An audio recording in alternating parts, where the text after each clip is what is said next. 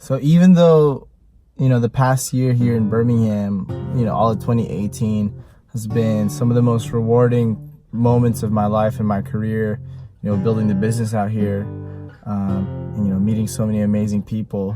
Leaving home, leaving Sacramento was still one of the toughest things I've ever had to do, if not the toughest thing I've ever had to do, especially given the time and context that we did that, not even a year into the business, uprooting and telling Quinn, hey man, it's gonna be all right. Like, I'll fly back once a month and we'll keep this thing going, bro. And I knew that he's probably hesitant about it, didn't think we could make it happen. And I didn't know whether we could make it happen either, and obviously leaving all my friends and my best friends and my family, my mom. I love my mom so much, love my sister and my brother-in-law, Cheyenne's family, love them to death. It was just tough, man. And so I've been blessed to have the resources and the opportunity to be able to fly back at least once a month. And I've done that the past, 18 months now.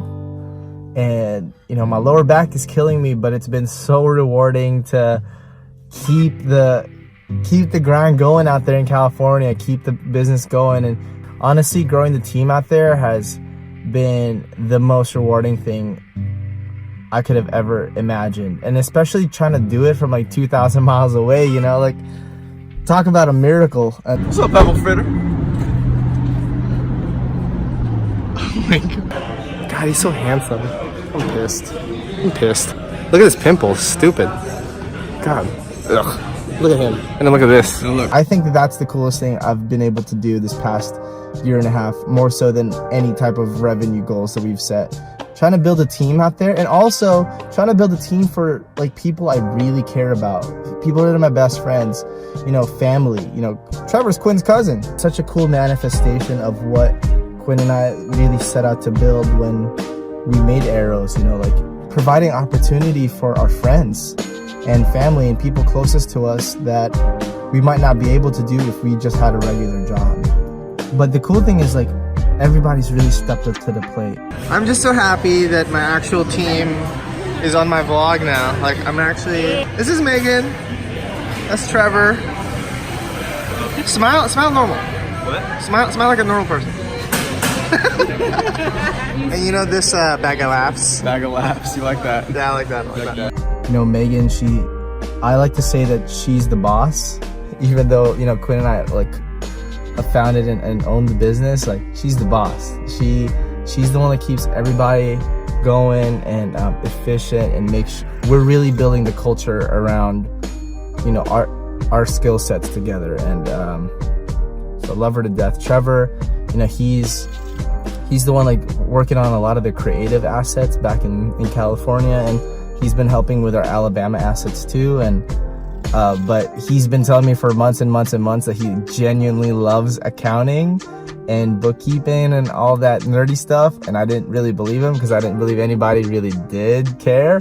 That's just been so cool to provide that channel for somebody to really live out what they're passionate about. And obviously we have Ellie. Didn't get any footage of her while she was there. She's chilling in Hawaii, but she's making moves herself that we're just so proud about. And that's part of the culture that we want to always instill moving forward, is that even if somebody's got other stuff going on, we want to make sure that we're supportive of that we're not a hindrance to that dream, because I would hate if anybody was like that towards me. And so I would never want to be like that for anybody else. But also, it's just so sick to be able to just go and hang out with my mom once a month. And if you know me, I love my mom to death. Not necessarily in a weird mama's boy kind of situation, but she's my first business consultant. She is my HR manager. She's the person I go to for all things Beastly, and I trust her judgment amongst all those things. Just one, she's just done so many Beastly things in her life that I'd be stupid to not be a sponge and learning so much from her as much as I can. But also, we have a very cool back and forth relationship that I'm learning things at my age that I share with her, and she's learning from too. And it's such a cool dynamic that we have that I've always feel so blessed about. So having this having this opportunity to be able to go back and forth and not feel like I'm necessarily 2,000 miles away all the time, you know, and because that really weighed on my heart, like having to move out here, as it would for anybody that is moving away from home for the first time, in like a real way, not like down the street or like, you know, to like another suburb, like actually dipping out like for real. About love is patient, love is kind, love is gentle, and then followed it up with love is irritating. Because the other end of not irritating is apathy, ignoring the person, not caring. Those are to me the opposite of love. I owe a lot of it to Cheyenne. It was something that we agreed upon, that was something I was going to get to do if we moved out here, and it's really paid off. Like, she really believed in me to make things happen back in SAC and make all of it worth it, and I love that woman a lot. So if I want that 7 Series right now, or I want that Jaguar right now, I'm going to add 3 to 4 more years of work. Like, I'm going to have to work. Because you got to look at total cost of ownership, you got to look at all those things, right? You got to look at every aspect. So, is 4 to 5 years of retirement worth having a nice car right now to me? Fuck no. Never. Like, it's never going to be worth it. And so, you know, it's not that I'm making $1 million and, you know, I get to fly and jet around everywhere. It's just that I prioritized it. You know, that was important to me, to make sure that I'm building the business bi-coastally as much as I can.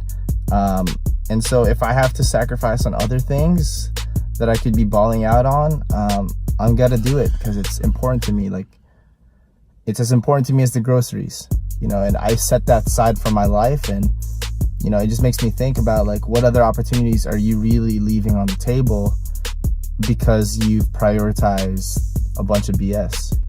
Things that don't matter in the long run. You know, seeing my mom as much as possible and like hanging out with her as much as possible, that is a top priority for me. Seeing my business grow and thrive in California, top priority for me. So if I can't go and drop stacks on, you know, a Beamer right now, like, whatever, dude, that doesn't really matter to me in the long run. Like, we need to constantly ask ourselves, like, what really matters now? What really matters in 5 years? Am I doing the things that I need to do now to make my dreams come true in the long run? Because that's all we'll ever have, man.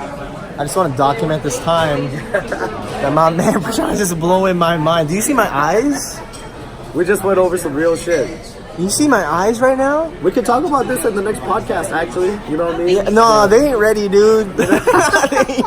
Like, I'm not showing you any of what we just heard. My eyes, do you see them? You know what? We'll tell them after you execute.